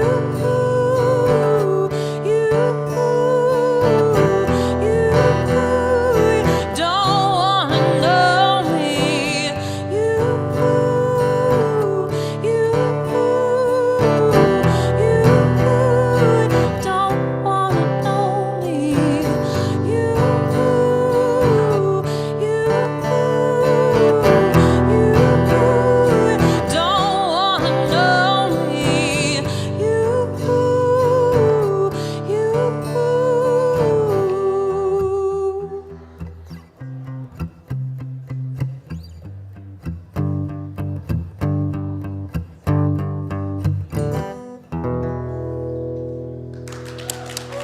Saskatchewan's own Megan Nash performing live right here on the 306. Megan, before you sit down, I do want to ask you, I mean, you can sit down if the mic comes up, but since you were talking about traveling, what has traveling been like these days, a little bit more post-pandemic? Oh, it's... Are you back to normal life on the road? No, I'm not. I'm not really I'm not really back to normal life. I did a bit of touring this spring, and then I kind of made a decision to not tour while my sweet pup Shiloh was still alive. Unfortunately, I did lose Shiloh this August. So I know this is like a holiday season show and people probably want upbeat things, but I am definitely like a huge believer in sharing stories about those who are no longer with us during the holidays, because I find the holidays, I always have found them hard. I have a song about it, Another Silent Night off my last album. I'm not going to play it tonight because it just takes too much out of me. Can I admit that? It's just Absolutely. I think you're right, though. That is important conversation because it is a very difficult time of year. We are spreading kindness, enjoying things, but it is important to reflect on, like you said, those who we've lost or the difficult times, which we're hoping to do a bit on the show today.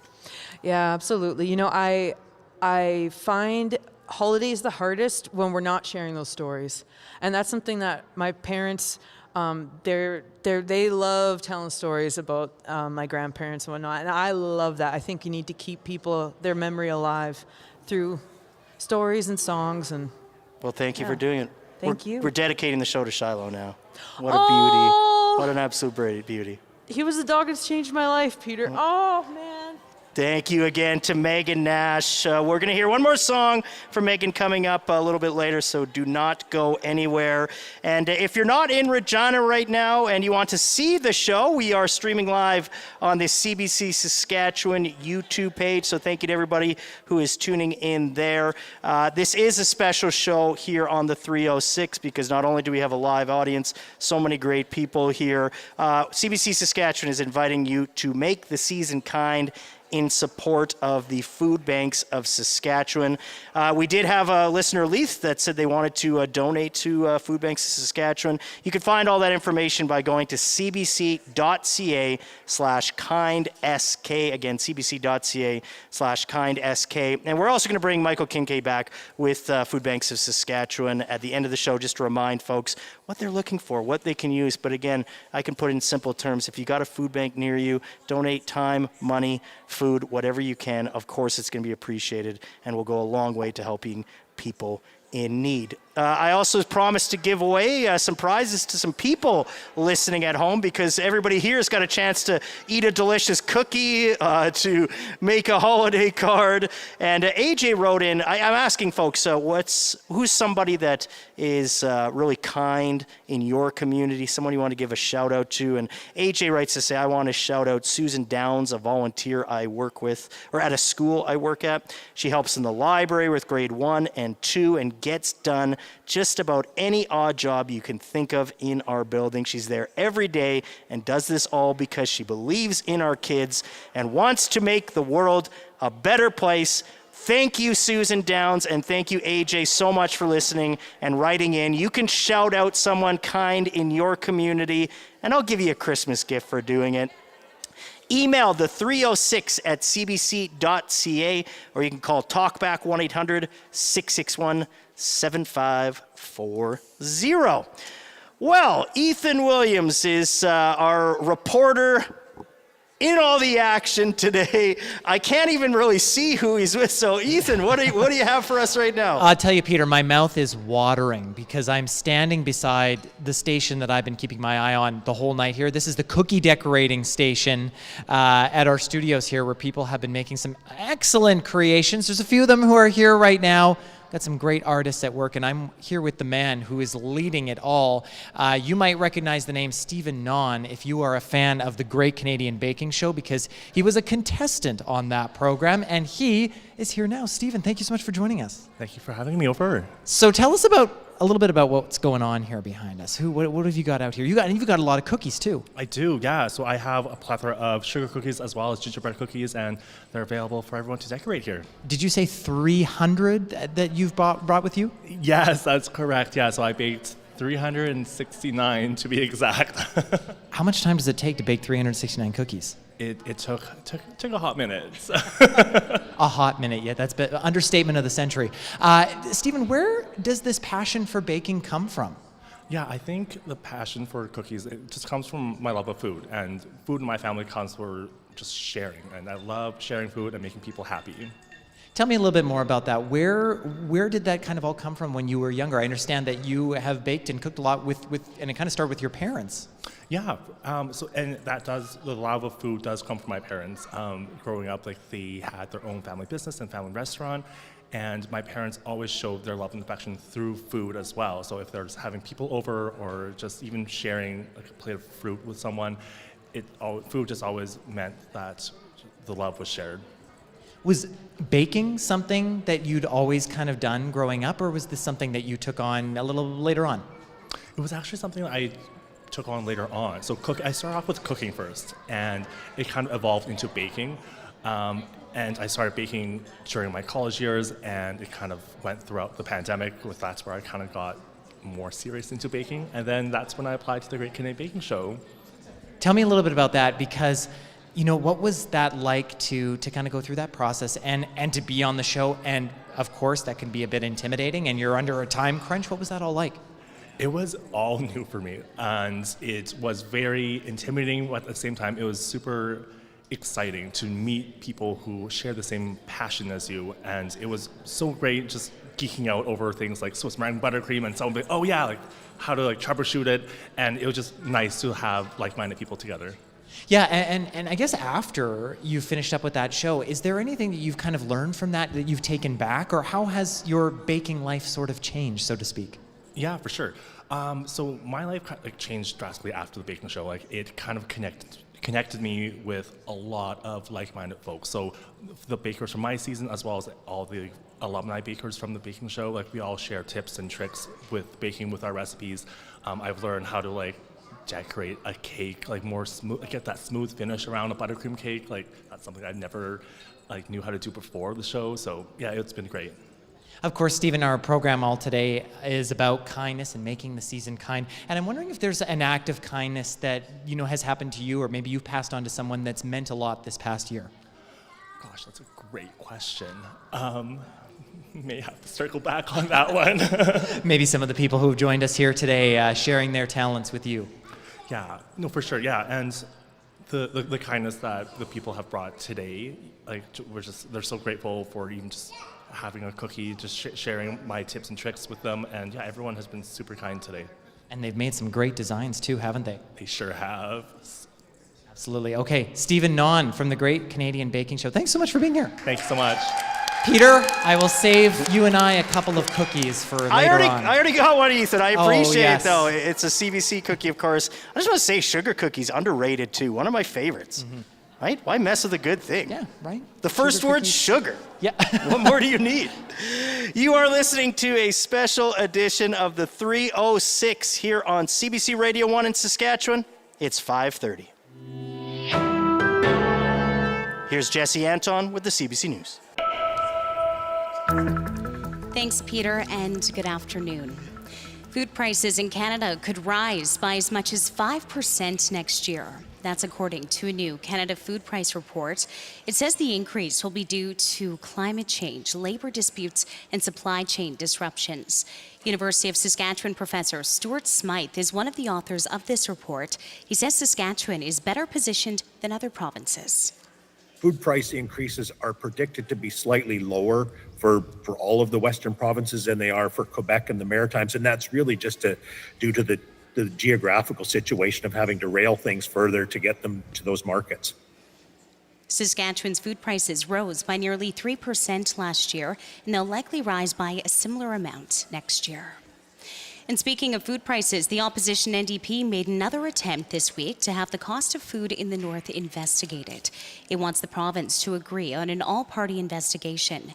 This comes after 27 people were diagnosed with scurvy in La Ronge over a 6-month span. The government has rebuffed the calls by the opposition. Premier Scott Moe says Ottawa is to blame for the high cost of groceries. There's something else at the heart of why we are all, and even more so in northern remote communities, paying more for the food that we are trying to access, and I would suggest that it's federal policy. Meanwhile, the opposition NDP leader says the Premier and his government should also be looking into this. She says those recent scurvy cases should be enough to raise the alarm. In another news, at the legislature, the provincial government made changes to the Saskatchewan Employment Act.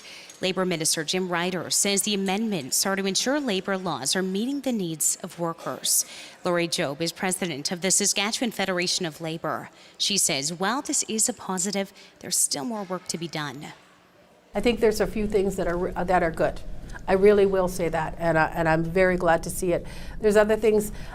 Making things easier for employers often has the opposite effect on working people, so I'd need to look at that a little bit closer.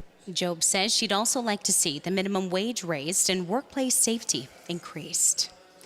At 5:33 in Saskatchewan right now, it is cloudy, -2 degrees. Saskatoon, partly cloudy and -4. This is CBC News.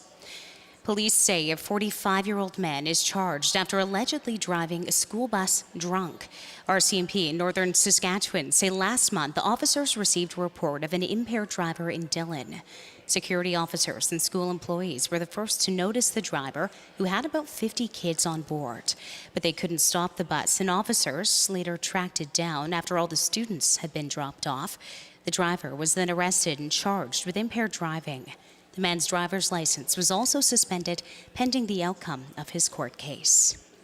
In Saskatoon, a teenager is charged with first-degree murder in connection with the city's 13th homicide of the year. The 16-year-old boy is one of the 2 people charged in the killing of 20-year-old Jordana Kucher. A 36-year-old woman is also facing first-degree murder charges in this case. The teen is also accused of possessing and concealing bear spray and a knife. He's due back in court later this month. And the province is amending its Safer Communities and Neighborhoods, or SCAN Act, that triggers investigations into derelict properties or illegal activity based on complaints from the public. These changes allow SCAN officers to target nuisance properties regardless of whether a complaint is made. A nuisance property could mean unsafe living conditions, the presence of squatters, or excessive vandalism.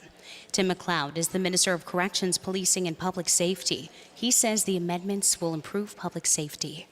We don't want people occupying unsafe properties, and that's why we've increased the authority of the SCAN officers to step in and not wait until the problem escalates before they're engaged.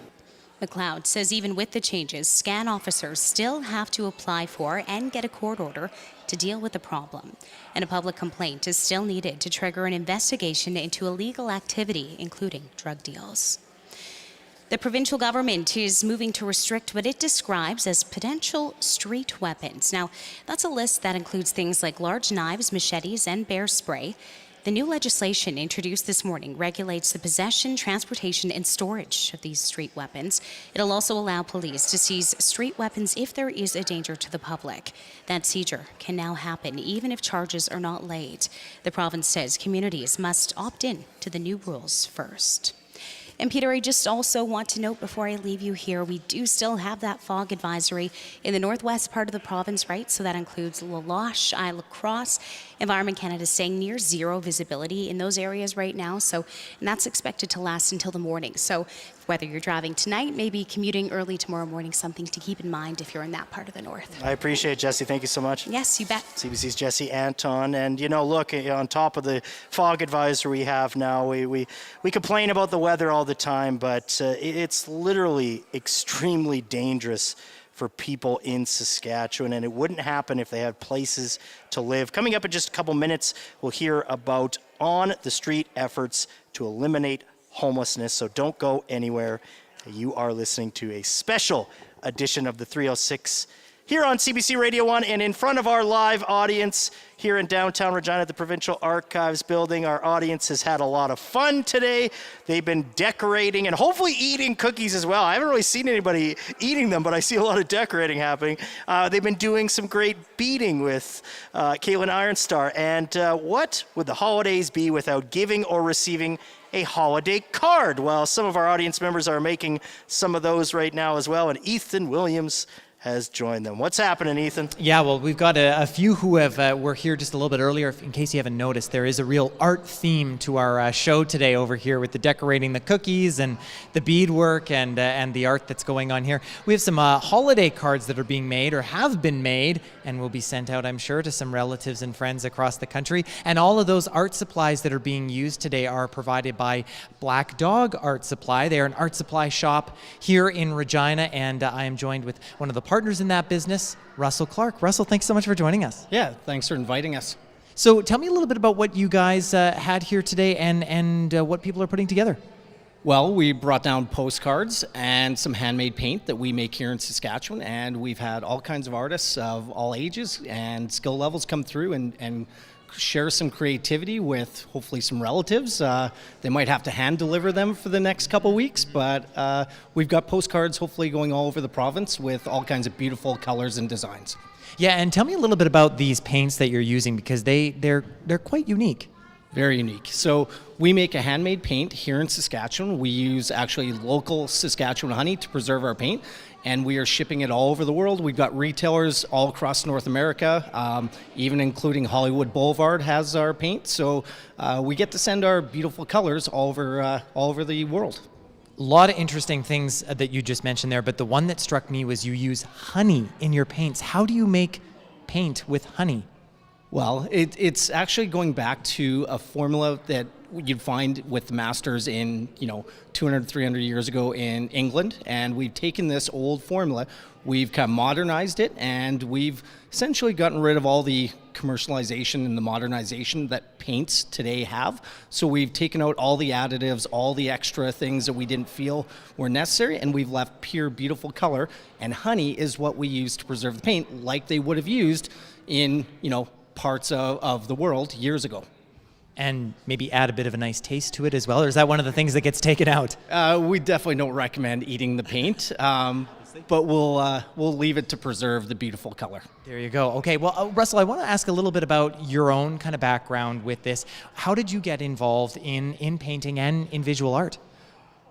You know what, I've always had an interest, and I came back to it a little later in life, which is a very common story. Life sometimes gets in the way, whether it's a career, whether it's, traveling, school, things like that. And so I came back to art years later and happened to join in with the family business, and we just have a full art supply shop that we have a lot of fun every day painting, drawing, and sharing our creativity. And a number of years ago, we started to make our paint, and then we've started to share that with people all over the world. It sounds like so much fun, and you've been making greeting cards here today. What do you think it is about a greeting card that people love to send or receive? Especially, we're talking about kindness today on the show. What do you think that kind of makes people feel? Well, there's something about sharing your creativity. It takes a little bit of courage, it takes a little bravery to share, whether it's music, whether it's artwork, whether it's anything. And so I think there's a little bit of intimacy with that. So the fact that someone would take the time and share their creativity with you it's special. So I think that's really what it is. Yeah, and we've had a lot of those great creations today, and hopefully they'll get to their destinations soon enough. Russell, thank you so much for joining us. Well, thank you very much. Some great cards down here, Peter, and yes, I think some mailboxes. Maybe hopefully soon we'll be getting those. Don't eat the paint. Don't eat the paint. We do not condone that. I learned something new every day on this show. That's incredible, though. Yeah. It was really interesting, and thank you so much to Black Dog for being here as well.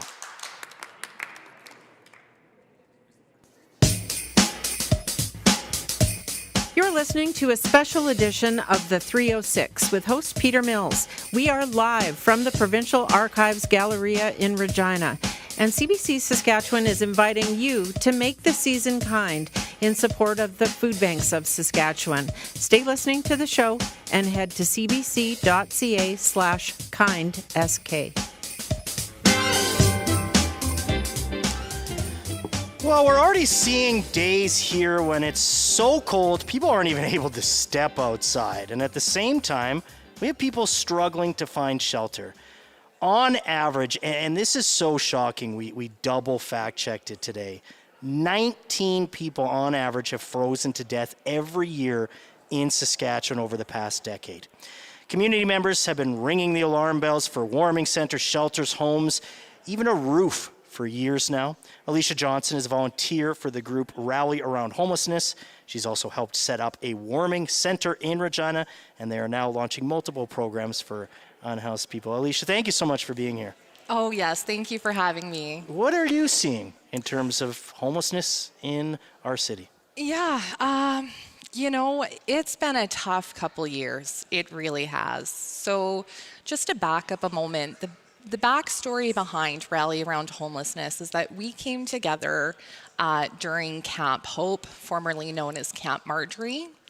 That was in the aftermath of the changes to the Saskatchewan Income Support, SIS program. Right, yeah. Where the data shows us that in normal years, if you look back through the history of it, you'd have about 11 to 12% of people on assistance on average who had some type of utility, or sorry, not utility, but rental arrears rather. And when that program changed over, you immediately saw a spike of almost 300+%. Overnight, the arrears went to about 49%. So you kind of had this perfect storm back in the fall of 2021. At the same time, I don't know where everybody else was, but we were also having a global pandemic. That's right, of course, yeah. You folks might remember that. So, you know, the community-based organizations, they really were having a tough time as it was. And so it just was really just a lot of things happening all at the same time that really brought the community together. And I grew up in Pittsburgh. That is Mr. Rogers, you know, neighborhood territory. And one of the things that Fred Rogers said actually is that in times of disaster, his mother always said to look for the helpers. So really inspired by that. And you know, I think that we're definitely, we've seen better times, but the community always rises to the challenge. If only we could listen to Mr. Rogers a little bit more. I love that. That's beautiful, Alicia. Personally for you, why was this something you needed to be a part of, or how are you bringing your own experience? Yeah, so, I mean, the thing about homelessness is that you really can't guess what a person's story is. You really don't know. Over the years, through the different encampments and through working with other community organizations, I've had the pleasure of getting to know a lot of people. But I also experienced homelessness at age 17 personally. And a lot of people would look at my resume or talk to me and not necessarily know that or think that. What's that like for you, Alicia? Sorry to interrupt, but what's that like for you when people don't see what you're really going through? Well, I mean, that was a long time ago. I mean, I was 17, Sure. you know, well over 20 years ago now. But yeah, I think it's a good reminder to me that you really can't make assumptions, right? And that's really what this is all about. I mean, Rally is ultimately, it's a citizen coalition. It's an open conduit for citizens of all different backgrounds and histories and all of these magical journeys that we've all been on to put our resources and time together and then to make magic with that. So what are some of the programs you're running right now, and what's your immediate focus? Yes, so this year was a great year.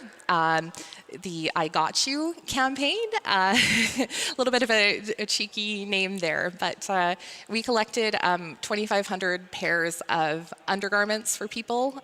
It's just one of those things that you take for granted. Absolutely. And you don't think to donate to organizations, so a high need item there.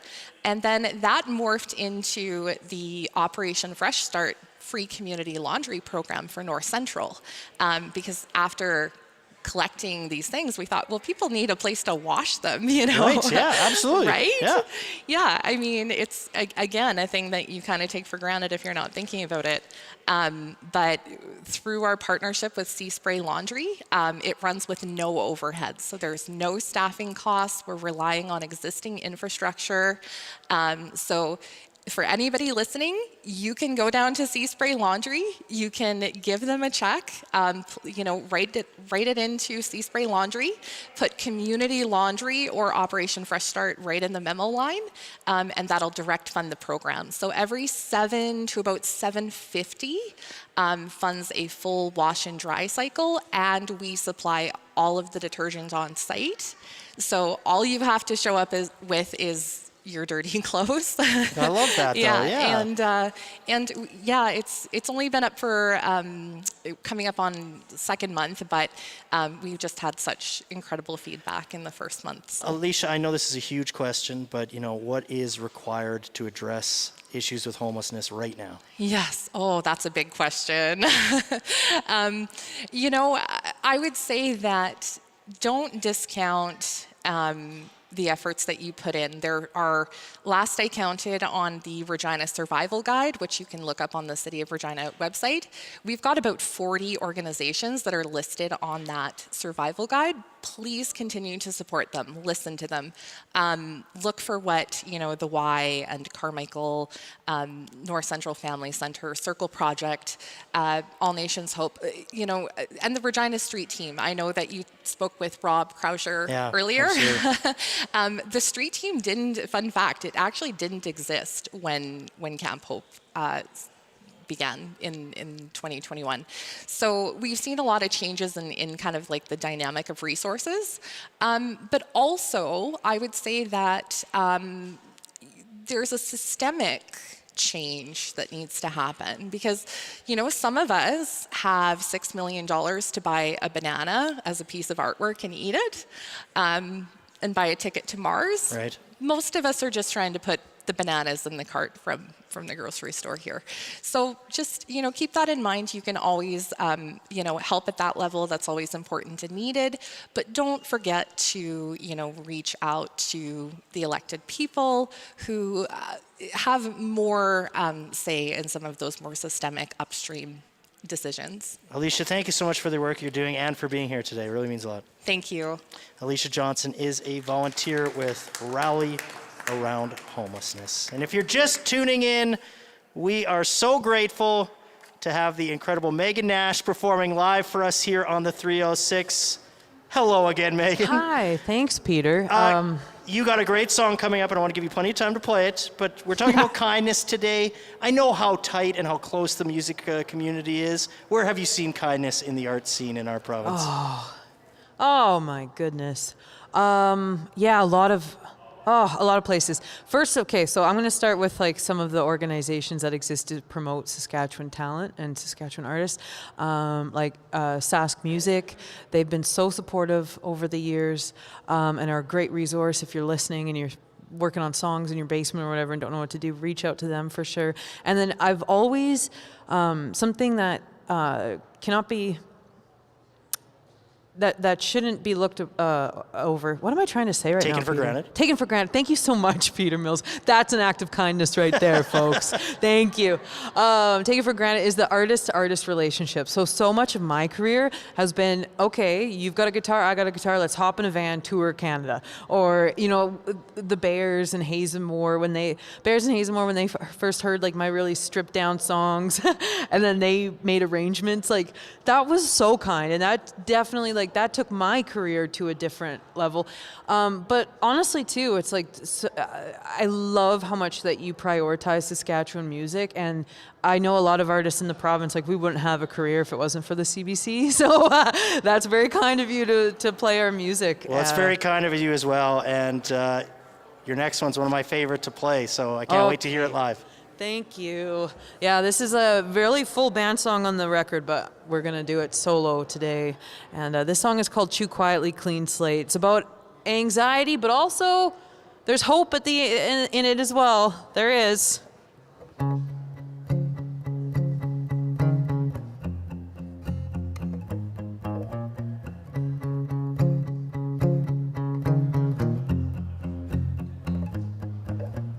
Bathed oil, brushed my hair, wore my best cause you'd be there. Felt nervous and unprepared cause I still don't know how. Check my shirt, my teeth, for some relief. I wonder what you think of me. I still don't know how it works. I still don't don't know how it works.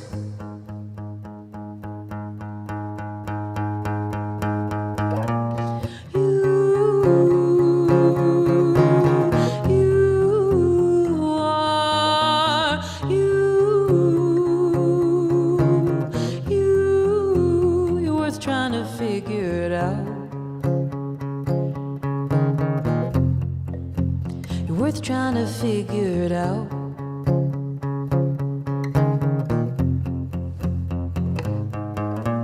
Circling like a game, tell me, do you feel the same? I said too much, the beer to blame. I still don't know how. On the road, anticipate. I watch the clock, you're running late, and tiny moves I contemplate. I still don't know how it works. I still don't know how it works. I still don't know how.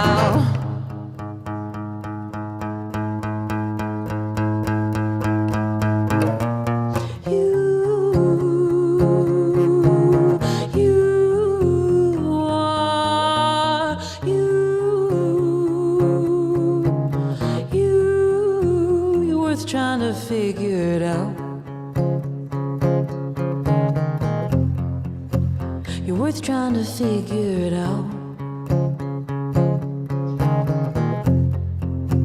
You're worth trying to figure it out. Tread lightly, but I can't. Chew quietly, but I'll try. Tread lightly, but I can't. Chew quietly, but I'll try. Tread lightly, but I can't. Chew quietly, but I'll try. Tread lightly, but I can't. Chew quietly. You are. Now, in this part of the song on the recording, everyone, there's 7 screaming saxophones. And today we're doing this live, we're doing it solo and acoustic, and I don't have any 7 screaming saxophones. So we're just gonna, I need some crowd participation. We're just gonna all go ooh together, okay? Like a ghost sound. 1, 2, ooh! Thank you so much, everyone. Thank you, seamless. Okay.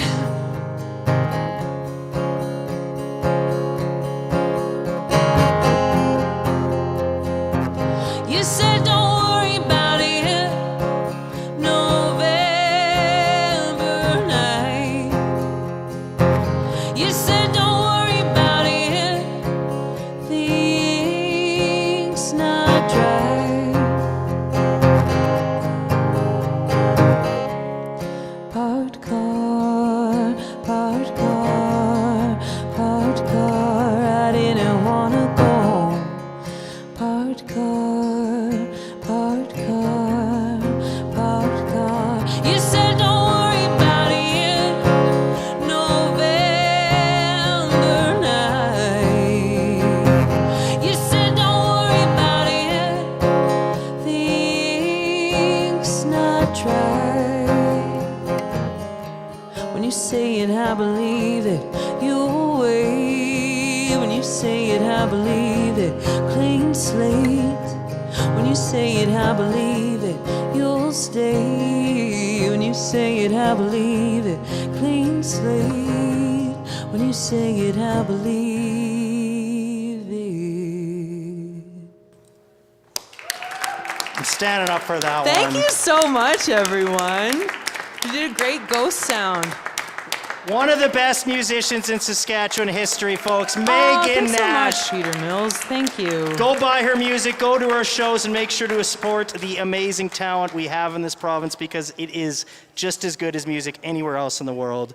And we couldn't be more thankful to Megan Nash for joining us all throughout the show. Also, the music video for that is one of the best I've ever seen. It's a one take, and I know you love one takes. It's a one-take wonder, so go check it out on YouTube, especially for the folks who are watching us right now on the CBC Saskatchewan YouTube page.